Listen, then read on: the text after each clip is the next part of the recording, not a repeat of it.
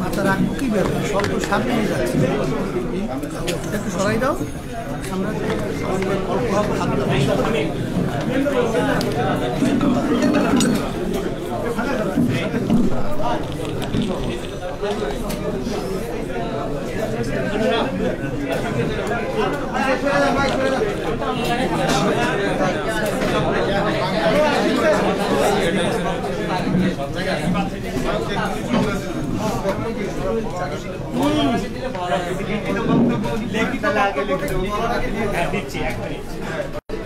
শুরু করার আগে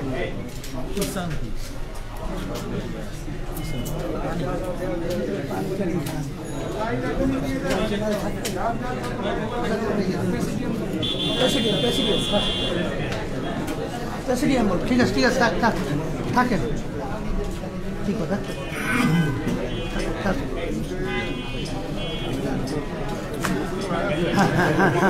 এখন না বক্তব্য শুরু হোক তখন দেবে বক্তব্য শুরু হোক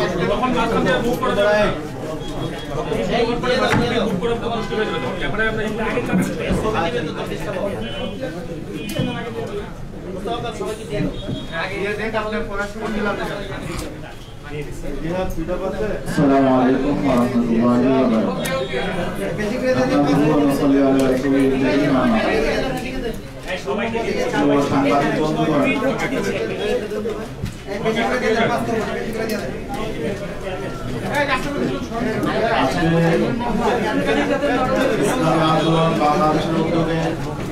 ইসলামী আন্দোলন বাংলাদেশের মোহতারাম আমির হযরত পীর সাহেব চরমনাইর আহ্বানে বাংলাদেশের বর্তমান অস্থিরতা ও উদ্ভূত পরিস্থিতি আলোকে আজকে সংবাদ সম্মেলন আয়োজন করা হয়েছে। আপনারা জানেন দেশে বর্তমানে ধোলাইপাড়ে বঙ্গবন্ধুর ভাস্কর্যকে কেন্দ্র করে একটি উত্তেজনাকর পরিস্থিতি সৃষ্টি হয়েছে এবং সেই ঘটনাকে কেন্দ্র করে আজকে সারা দেশে আমাদের জনগণের মধ্যে যে বিভক্তি তৈরি হয়েছে, আমাদের যে দেশের স্বাধীনতা সার্বভৌমত্ব যে অনিশ্চয়তা তৈরি হয়েছে, এরই আলোকে আজকে ইসলামী আন্দোলন বাংলাদেশ এই বিষয়টির নাজুকতা উপলব্ধি করে ইসলামী আন্দোলন বাংলাদেশের দৃষ্টিভঙ্গি এবং ইসলামী আন্দোলন বাংলাদেশের পক্ষ থেকে সরকারের প্রতি, জনগণের প্রতি, মিডিয়ার প্রতি আহ্বান, কিছু জরুরি নির্দেশনা পেশ করার জন্য আজকের এই সাংবাদিক সম্মেলনের আয়োজন করা হয়েছে। আজকের এই সাংবাদিক সম্মেলনে উপস্থিত রয়েছেন ইসলামী আন্দোলন বাংলাদেশের মোহতারাম আমির হযরত মাওলানা মুফতি সৈয়দ মোহাম্মদ রেজাউল করিম পীর সাহেব হুজুর চরমনাই। উপস্থিত রয়েছেন ইসলামী আন্দোলন বাংলাদেশের সিনিয়র নায়েবে আমির হযরত মাওলানা মুফতি সৈয়দ মোহাম্মদ ফয়জুল করিম।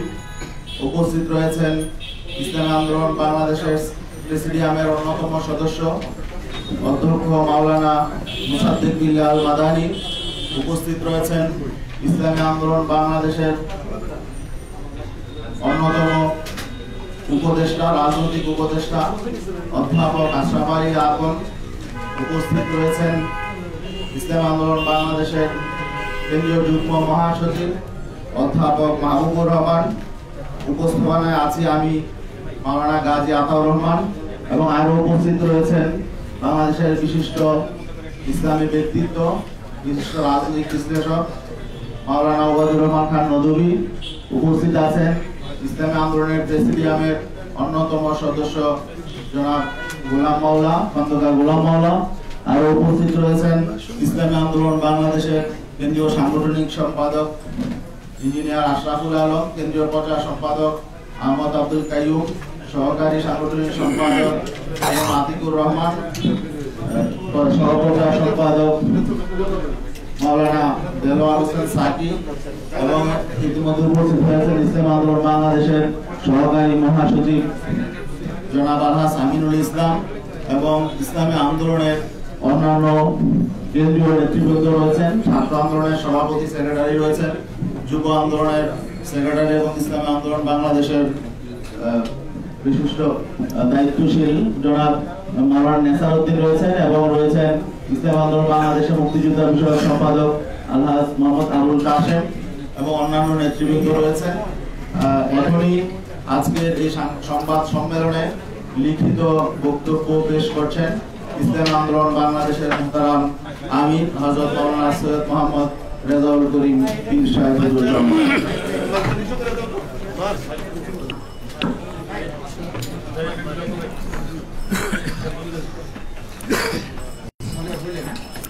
আসসালামু আলাইকুম ওয়া রাহমাতুল্লাহি ওয়া বারাকাতুহু।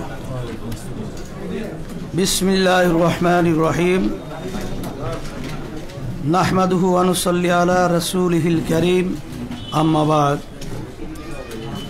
প্রিয় সাংবাদিক বন্ধুগণ, গোটা বিশ্ব যখন করোনা মহামারীর সবলে বিপর্যস্ত, বাংলাদেশ যখন করোনা পরিস্থিতির প্রথম ধাপ অতিক্রম করে দ্বিতীয় ধাপের হুমকি সামলাচ্ছে, দেশে সাধারণ মানুষ যখন রুটি রুজি জোগাড়ে হিমশিম খাচ্ছে, দ্রব্যমূল্য যখন আকাশচুম্বী, যখন নাগরিক সমস্যা মোকাবিলায় দলমতের ঊর্ধ্বে ওঠে জাতীয় ঐক্যের প্রয়োজন সবচেয়ে বেশি, তখন দেশের একটি চিহ্নিত মহল কর্তৃক জনগণের মাঝে ঘৃণা ও বিভেদ সৃষ্টির অপচেষ্টার প্রেক্ষিতে আজকের এই সংবাদ সম্মেলনে আপনাদেরকে আমন্ত্রণ জানিয়েছি। আজকের সংবাদ সম্মেলনে উপস্থিত হয়ে আন্তরিকতার পরিচয় দেওয়ায় শুরুতেই সবাইকে ধন্যবাদ জানাই। প্রিয় সাংবাদিকবৃন্দ, আপনারা জানেন ইসলাম চরিত্রগতভাবেই শান্তিবাদী একটি ধর্ম। পবিত্র কোরআনে পরিষ্কারভাবেই জোর করে কারো উপরে ধর্ম চাপাতে নিষেধ করা হয়েছে। ফলে ইসলাম তার 1450 বছরের ইতিহাসে কখনোই কোনো জনপদে শক্তি প্রয়োগ করে ইসলামের কোনো বিধান চাপিয়ে দেয় নাই। অনুরূপভাবে বাংলাদেশের সমাজকে অপরাধমুক্ত রাখতে, কর্মমুখী করতে, সমাজের শান্তি শৃঙ্খলা রক্ষা করতে, সমাজের মানুষের মাঝে সম্প্রীতি, সহমর্মিতা ও সৌজন্যবোধ চর্চায় ওলামায়ে কেরাম শান্তিপূর্ণভাবে যুগ যুগ ধরে নিরলস চেষ্টা করে যাচ্ছেন। প্রিয় সাংবাদিক বন্ধুগণ, আপনারা বর্তমান পরিস্থিতি জানেন। একটি সুবিধাভোগী মহল সাধারণ মুসলিম জনতার উত্থাপিত একটি মতামতকে কেন্দ্র করে গোটা দেশে লম্ফজম্ফ, হুমকি ধুমকি দিয়ে বিশৃঙ্খলা তৈরির চেষ্টা করছে। তাদের পিছনে বাংলাদেশের অর্জন, উন্নয়ন, সামাজিক সম্প্রীতি ও স্থিতিশীলতা বিনাশে কর্মরত কিছু দেশি বিদেশি চক্রেরও ইন্ধন রয়েছে বলে ধারণা করা হয়। স্বপ্নের পদ্মা সেতু প্রকল্পের ঢাকা কেন্দ্রের প্রবেশদ্বারে বঙ্গবন্ধুকে স্মরণ করে স্থাপিত হতে যাওয়া ভাস্কর্য নিয়ে একটি বিতর্ক তৈরি হয়েছে। ৫-৬০টি মসজিদ মাদ্রাসার মিলন মোহনায় 2টি মসজিদের অবকাঠামো ভেঙে এই পয়েন্টে ভাস্কর্য স্থাপনের ফলে স্থানীয় ইমাম, মুসল্লি ও তৌহিদি জনতা সেখানে ভাস্কর্যের বদলে বিকল্প কোনো উত্তম পন্থায় বঙ্গবন্ধুকে স্মরণীয় করে রাখার দাবি জানিয়েছিল। সাংবাদিক বন্ধুগণ, আপনারা জানেন বাংলাদেশ সরকারের বিদ্যমান আইন কানুন মেনেই তৌহিদি জনতা সমাবেশ করেছে এবং সেখানে শালীন ভাষাতেই যৌক্তিকভাবে ভাস্কর্য স্থাপনের বিরোধিতা করা হয়েছে। একই সাথে বঙ্গবন্ধুকে সম্মান জানানোর বিকল্প পন্থাও প্রস্তাব করা হয়েছে। বিষয়টি একেবারেই স্বাভাবিক একটি নাগরিক প্রতিক্রিয়া, কিন্তু আমরা বিস্ময়ের সাথে লক্ষ্য করলাম একটি সুবিধাভোগী মহল বিষয়টিকে কেন্দ্র করে দেশে চরম উস্কানি উত্তেজনা তৈরি করছে। সরকার যেখানে প্রতিবাদ সমাবেশের অনুমতি দিয়ে যৌক্তিক আলোচনা ও মতামতের পরিবেশ সংযমের সাথে বজায় রেখেছে, সেখানে জনবিচ্ছিন্ন সুবিধাভোগী শ্রেণীটি ওলামায়ে কেরামকে সন্ত্রাসী ভাষায় গালিগালাজ করছে, ঢালাওভাবে অপবাদ দিচ্ছে, মাহফিলের মতো চিরায়ত ধর্মীয় সংস্কৃতিকে উগ্রপন্থায় প্রতিহত করার ঘোষণা দিচ্ছে, রাজপথে সন্ত্রাসী কায়দায় উগ্র বক্তব্য স্লোগান দিচ্ছে, প্রকাশ্যে আলেম সমাজকে মারধর, অপমান, এমনকি তাদের প্রাণনাশের হুমকি দিচ্ছে। এখনও পরিস্থিতিতে আমরা পরিষ্কার করে জানাচ্ছি যে ওলামায়ে কেরামের দাবির মধ্যে মরহুম বঙ্গবন্ধুর প্রতি কোনো বিদ্বেষ ছিল না, অসম্মানও ছিল না, বরং বিষয়টি ছিল দেশের প্রায় 90% জনগণের বোধ বিশ্বাসের সাথে সাংঘর্ষিক মূর্তি স্থাপন না করে অন্য কোনো পন্থায় তাকে স্মরণ করার দাবি, যা অনেকটা মুসলিম রাষ্ট্রনায়ককে ইসলামের আলোকে দাফন কাফন না করে বিধর্মীয় পন্থায় তার শেষকৃত্য করার মতোই নিন্দনীয় কাজ। আলেম সমাজ ও সাধারণ মুসলিম ধর্মপ্রাণ জনগণ এক্ষেত্রে সরকারের কাছে নিজেদের প্রাণের আকুতি তুলে ধরতেই পারে। মানা না মানা কর্তৃপক্ষের দায়িত্ব। এই যৌক্তিক দাবিকে কেন্দ্র করেই তারা দেশের দীর্ঘদিনের লালিত মূর্তিপ্রীতি ও বিজাতীয় চেতনার বহিঃপ্রকাশ ঘটিয়েছে। বিষয়টিকে বিকৃতভাবে উপস্থাপন করে দেশের সর্বজন শ্রদ্ধেয় ওলামায়ে কেরামকে অপদস্থ করার হাতিয়ার হিসাবে গ্রহণ করেছে। এসব কোনো দেশপ্রেমিক মানুষের কাজ হতে পারে না। প্রিয় সাংবাদিক বন্ধুগণ, বাংলাদেশ স্বাধীন হয়েছে আজ 50 বছর হতে চলছে। ঐক্যবদ্ধ এই জাতি মাত্র 9 মাসে দেশটাকে স্বাধীন করেছে। এখানকার মানুষের ভাষা, সংস্কৃতি, ধর্ম প্রায় এক। এমন ঐক্যবদ্ধতা যে কোনো জাতির জন্যই গর্বের। কিন্তু আমরা দুঃখের সাথে লক্ষ্য করছি একটি মহল জনতার এই ঐক্যকে ছিন্ন ভিন্ন করতে চায়। বাংলাদেশ একটি গণতান্ত্রিক দেশ। দেশ পরিচালনায় প্রত্যেক নাগরিকের মতামত প্রকাশের এখতিয়ার রয়েছে। সরকারের কোনো সিদ্ধান্তের গঠনমূলক সমালোচনা ও বিরোধিতা সভ্য সমাজের একটি বৈশিষ্ট্য। কিন্তু বর্তমান ক্ষমতাসীন সরকারের কোনো কাজের সংশোধনমূলক পরামর্শ প্রদান, গঠনমূলক সমালোচনা বা বিরোধিতা করলেই চিহ্নিত মহলটি পাকিস্তানপন্থী, রাজাকার, আলবদর, সাম্প্রদায়িক, মৌলবাদী ইত্যাদি বলে ভিন্নমত পোষণকারীদের প্রতি হামলে পড়ে। এতে করে জনগণের মধ্যে ক্ষোভ ও বিভাজন তৈরি হয়। আমরা মনে করি বিষয়টি জাতীয় উন্নয়ন অগ্রগতির পথে অপ্রধান অন্তরায়। প্রসঙ্গত স্মরণ করিয়ে দিতে চাই, ইসলামী আন্দোলন বাংলাদেশের প্রতিষ্ঠাতা ও তার পরিবার 71 সালে একনিষ্ঠভাবে মুক্তি সংগ্রামের সহযোগী ছিলেন। তার দরবার ছিল এলাকার সকল ধর্মবর্ণের মানুষের আশ্রয়স্থল। বিষয়টি এলাকার মুক্তিযোদ্ধাদের মাঝে সর্বজন বিদিত। যারা এই বিষয়ে বিতর্ক করছে তারা মিথ্যার আশ্রয় নিয়ে মুক্তিযুদ্ধের চেতনাকে তামাশায় পরিণত করছে। আমরা এর তীব্র প্রতিবাদ ও নিন্দা জানাই। প্রিয় সাংবাদিক বন্ধুগণ, ওলামায়ে কেরাম কোরআন হাদিসের আলোকে তাদের মতামত জানান মাত্র তারা কখনোই কাউকে আইন হাতে তুলে নিতে বলেন না। একই ধারাবাহিকতায় ধোলাইপাড়ের মূর্তি নিয়ে তারা তাদের অবস্থান জানিয়েছেন। এর সাথে দেশের অন্য মূর্তি ভাঙ্গার কোনো সম্পর্ক নেই। বিচ্ছিন্ন কোনো ঘটনার সাথে ওলামায়ে কেরামের মতামতকে উদ্দেশ্যমূলকভাবে সম্পৃক্ত করা উলামা ও ইসলাম বিদ্বেষের নগ্ন বহিঃপ্রকাশ মাত্র। প্রিয় সাংবাদিক বন্ধুগণ, এখানে আরেকটি বিষয় উল্লেখযোগ্য।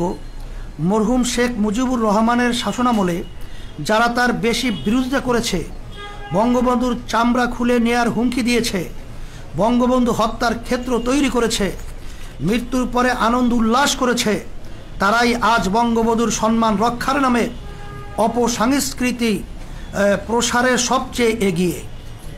অবস্থার দৃষ্টি মনে হয় এরা বঙ্গবন্ধুর কন্যা ও মূল আওয়ামী লীগের চেয়েও বেশি মুজিব ভক্ত হয়ে গেছে। এখানে মনে হওয়া যৌক্তিক যে বঙ্গবন্ধুর সম্মান তাদের উদ্দেশ্য না, বরং তাওহীদ বিরোধী মূর্তিবাদী আদর্শ বিস্তারই তাদের মুখ্য উদ্দেশ্য, যা এদেশের বৃহত্তর জনগোষ্ঠীর চেতনা বিরোধী। তাছাড়া সরকারের উন্নয়ন বাধাগ্রস্ত করার এবং দেশের সামগ্রিক সম্প্রীতি ও শান্তি শৃঙ্খলা বিনষ্ট করাও তাদের দূরবর্তী লক্ষ্য। প্রিয় সাংবাদিক বন্ধুগণ, ভাস্কর্য মূর্তি ইস্যুতে চরম উস্কানির মুখেও দেশের শান্তি ও স্থিতিশীলতা বজায় রাখার স্বার্থে ইসলামী আন্দোলন বাংলাদেশ সীমাহীন ধৈর্যের পরিচয় দিয়ে এসেছে। কিন্তু এরই মাঝে গতকাল মুক্তিযুদ্ধ মঞ্চ নামের একটি ভুইফোর সংগঠন ইসলামী আন্দোলন বাংলাদেশের সিনিয়র নায়েবে আমির মুফতি সৈয়দ মোহাম্মদ ফয়জুল করিমের নামে একটি জঘন্য মিথ্যা মামলা দায়ের করেছে। সঙ্গে আরও দুইজন বিশিষ্ট আলেম আল্লামা জুনায়েদ বাবুনগরী ও মাওলানা মামুনুল হকের নামেও মিথ্যা মামলা দায়ের করা হয়েছে। আমরা বিষয়টিকে রাজনৈতিক ইস্যু মনে করিনি, যে কারণে ধৈর্যের সাথে পরিস্থিতি পর্যবেক্ষণ করেছি।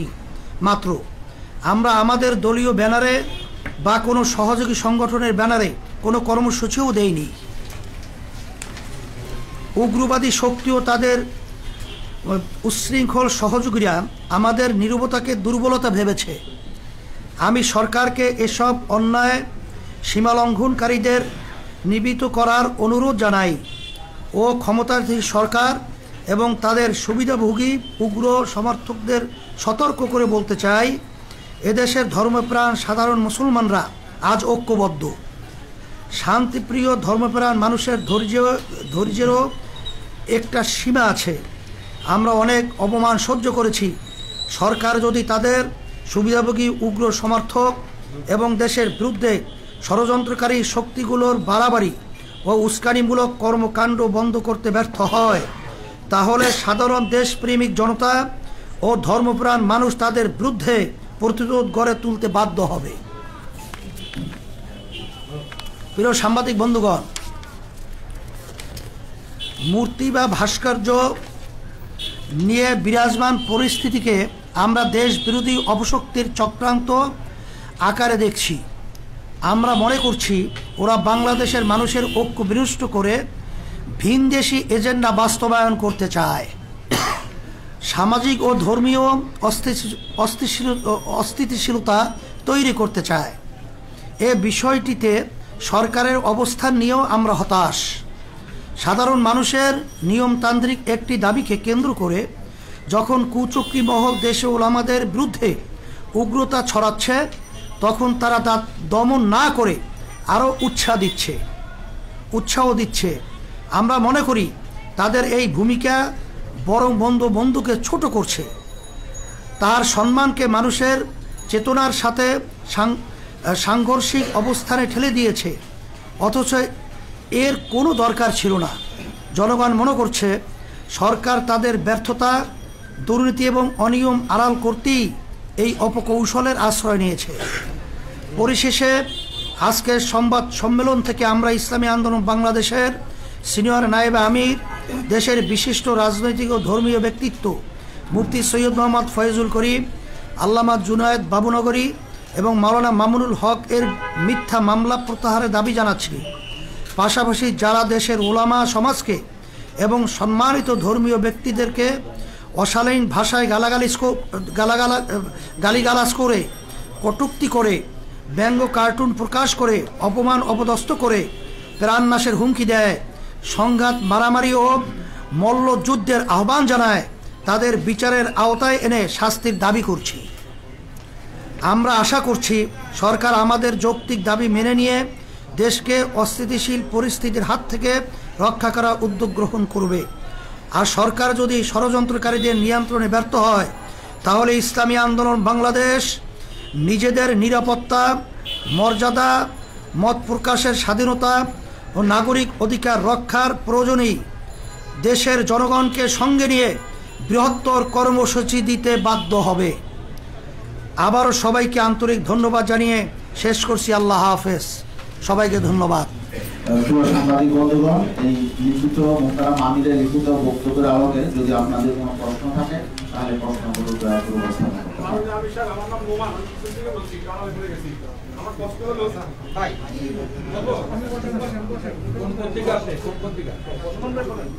যে আমার প্রশ্ন হলো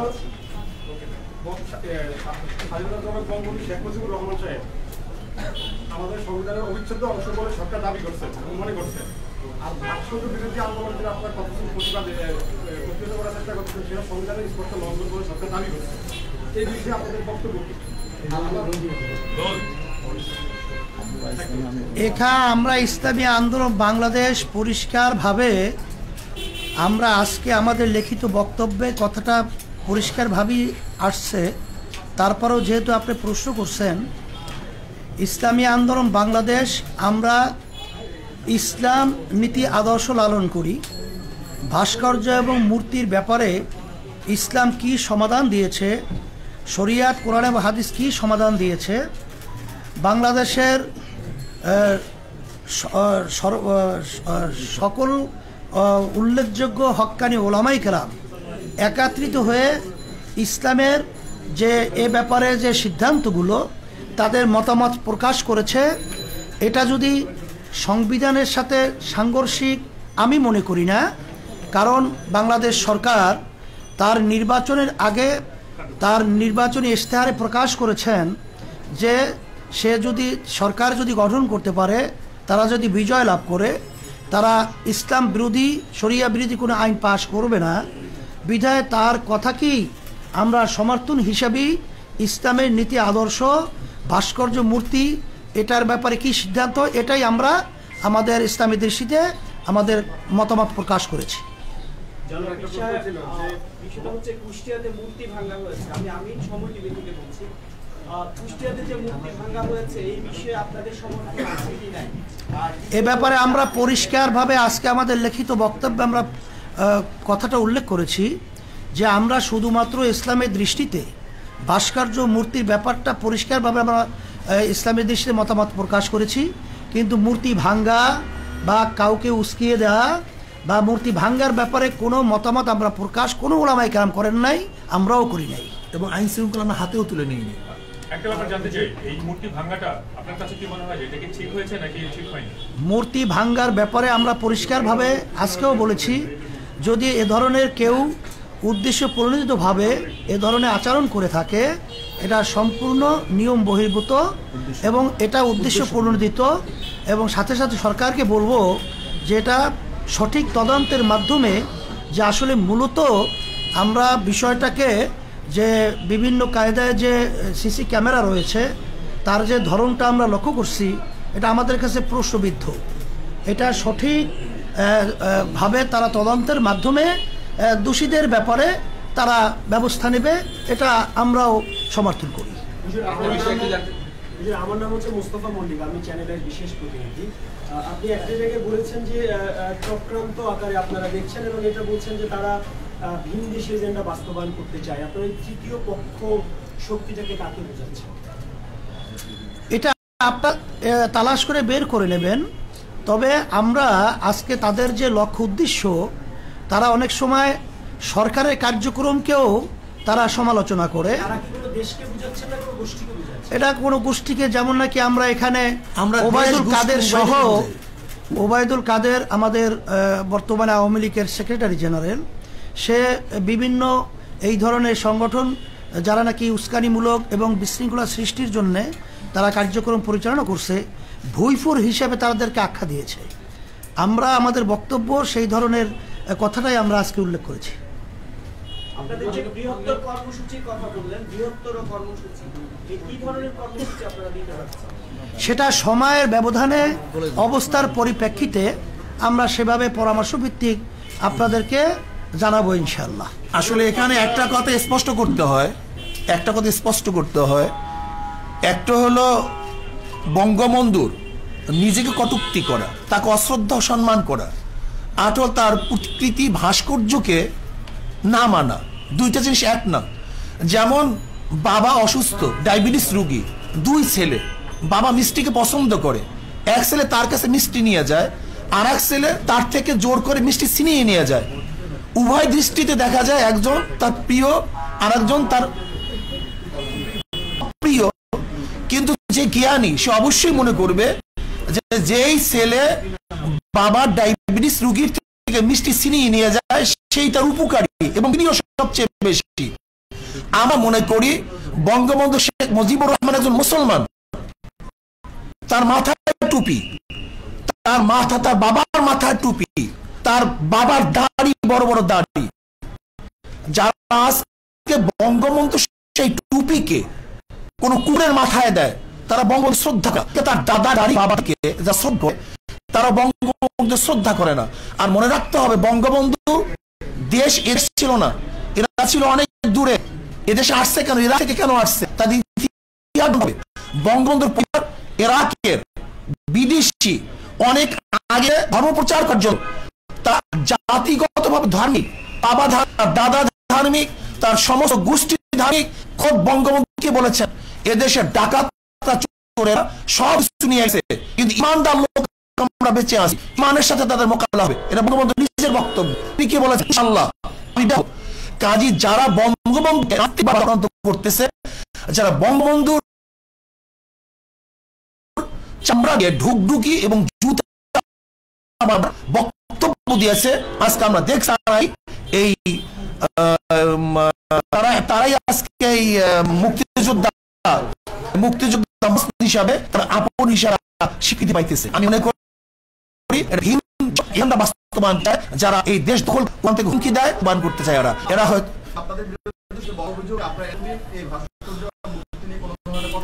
কে বলছে আপনাদের আমরা আন্দোলন করেছি, আমরা ময়মনসিংহের উলঙ্গ। আপনারা দেখেন ময়মনসিংহে যে মূর্তি স্থাপন করা হয়েছে টিচার ট্রেনিং ইনস্টিটিউটের সামনে, কোন ভদ্র, কোন জ্ঞানী, কোন বিবেকবান মানুষ এই মূর্তিকে গ্রহণ করতে পারে না, মানতে পারে না। কিন্তু বিবেকবান মানুষ আজকে সেটা প্রতিবাদ করে না। আমি মনে করি বঙ্গবন্ধু একজন মুসলমান, আমরা তাকে মহাব্বত করি, আমরা তাকে ভালোবাসি, তার কবরে আযাব না হোক এই চেষ্টা আমরা করি। শুধু জিয়াউর রহমান কেন, আমার বাবার মূর্তিকে আমি পছন্দ করি না, আমার দাদার মূর্তিকে আমি পছন্দ করি না। জনাবে মুহাম্মদ রাসূলুল্লাহ সাল্লাল্লাহু আলাইহি ওয়াসাল্লামকে সবচেয়ে মুসলমান বেশি মহাব্বত করে, জীবনের চেয়ে বেশি মহাব্বত করে, কিন্তু কই সে দুনিয়া থেকে বিদায় হওয়ার পরে তার মূর্তি স্থাপন কেন করা হয়নি? কাজে ইসলামের দৃষ্টিতে ভাস্কর্য স্থাপন করা এর মহাব্বতের বহিঃপ্রকাশ নয়, বরং যে তাকে মহাব্বত করে, কবরে শান্তি দিতে চায়, তাকে জান্নাতে পৌঁছাতে চায়, সে তার ভাস্কর্য করবে না। যেমন বর্তমান আমাদের মাননীয় প্রাইম মিনিস্টার, তাকে যারা মহাব্বত করে, আমি মনে করি সেও দুনিয়া থেকে বিদায় হওয়ার পরে তার ভাস্কর্য করাটা তার জন্য মহাব্বতে বহিঃপ্রকাশ হবে না, বরং তাকে ঘৃণা প্রকাশ করাই এইটি হবে তার আসল বহিঃপ্রকাশ। প্রশ্নই আসে না, প্রশ্নই আসে না। এই বিষয়ে একটা ছোট প্রশ্ন, আমি আরাফাত সিদ্দিকী এটি নিউজে কাজ করি। আপনারা বলছেন যে আপনারা সরকারের কাছে আপনাদের বক্তব্য, মুসলমানদের বক্তব্যটা তুলে ধরেছেন, তাদের দাবিটা তুলে ধরেছেন। সেই দাবিটা তুলে ধরতে তো প্রধানমন্ত্রীর কাছে আপনারা সরাসরি যেতে পারতেন।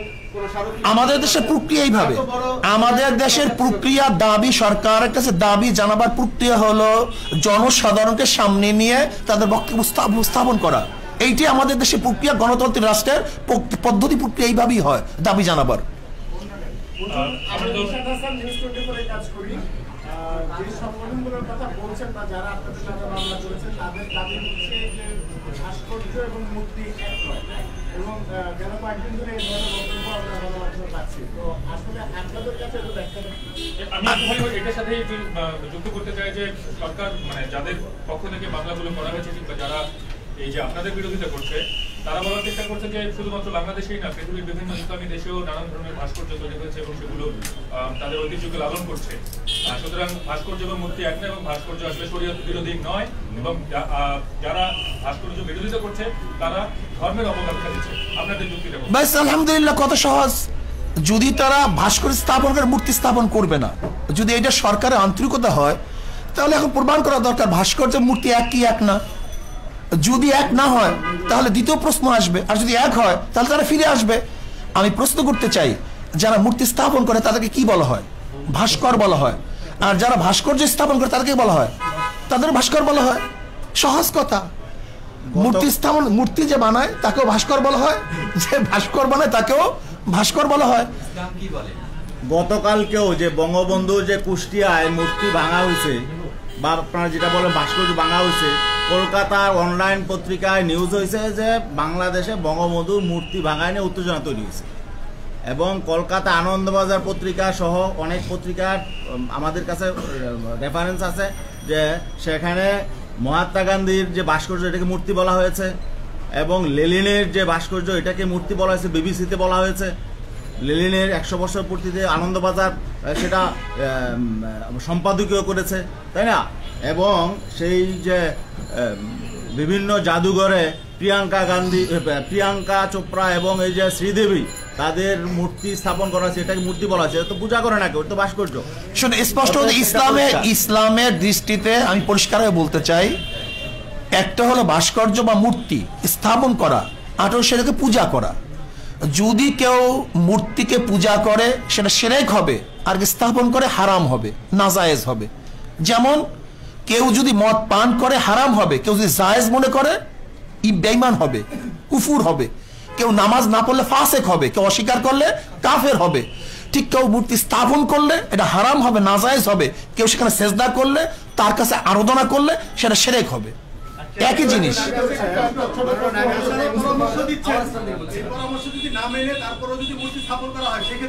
ব্যাস, আমরা তো বলছি আবার সচেতন করব। আইন শৃঙ্খলা আমরা হাতে তুলি নেই। ইসলামী আন্দোলন বাংলাদেশ আজ পর্যন্ত আইন শৃঙ্খলা হাতে তুলে নেই।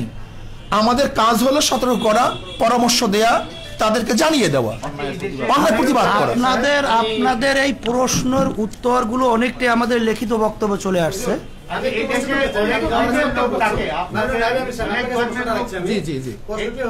ভাস্কর্য ভাঙ্গার আন্দোলন নিয়ে বা বর্তমানে কিছু বক্তব্যকে ঘিরে দেশের 3 জন আলেমের নামে রাষ্ট্রদ্রোহ মামলা হয়েছে, সেখানে আপনিও আছেন। এই বিষয়টা এখানে এসেছে। আমার প্রশ্ন হলো, রাষ্ট্রদ্রোহী মামলা হয়েছে আপনার নামে, আপনার প্রতিক্রিয়া কি ব্যক্তিগতভাবে? আসলে রাষ্ট্রদ্রোহ মামলা হয় নাই, প্রক্রিয়া আছে। রাষ্ট্রদ্রোহ মামলা হওয়ার জন্য যে পদ্ধতি পন্থা, সেটা তার প্রক্রিয়া আছে।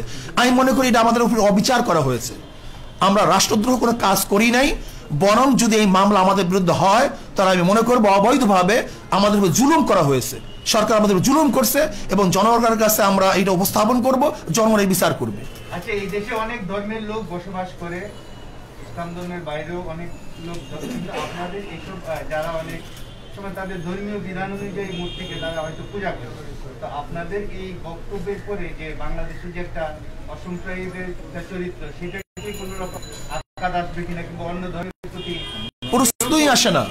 আমাদের আজকে বক্তব্য আপনি শুনছেন, ইসলামের নীতি আদর্শ এবং দৃষ্টি, এটা আমরা পরিষ্কার বলছি। কোন ধর্মে তাদের কার্যক্রমের উপরে ইসলাম কোন জিনিস চাপিয়ে দিয়ে বাধ্য করা হয়নি, এটা পরিষ্কার আমাদের আজকে বক্তব্য লেখা। শ্রদ্ধাভাজন আমার সাংবাদিক বন্ধুগণ, যদি ইসলাম মূর্তি ভাঙ্গার আদর্শ লালন করত, বিজাতীয়দের মূর্তি যারা পূজা করে লালন করত, তাহলে পাক উপমহাদেশে 750-900 পর্যন্ত মুসলমান শাসক হওয়া সত্ত্বেও এদেশে মূর্তি থাকে কিভাবে? কিন্তু কোন মূর্তি তো ভাঙা হয়নি।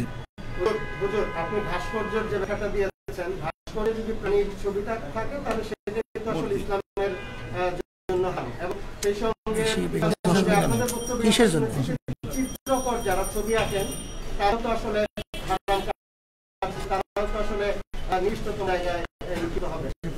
তো আমার প্রশ্ন যে বঙ্গবন্ধুর অনেকদিন ধরে চিত্রাঙ্কন প্রতিযোগিতা হচ্ছে, ছবি আঁকা হচ্ছে। আচ্ছা, আমি একটা কথা বলি, আমরা তো বলছি শোনে, আসলে না, আমরা বলছি আগে এর থেকে এর প্রতিবাদ আমরা আগেই করছি।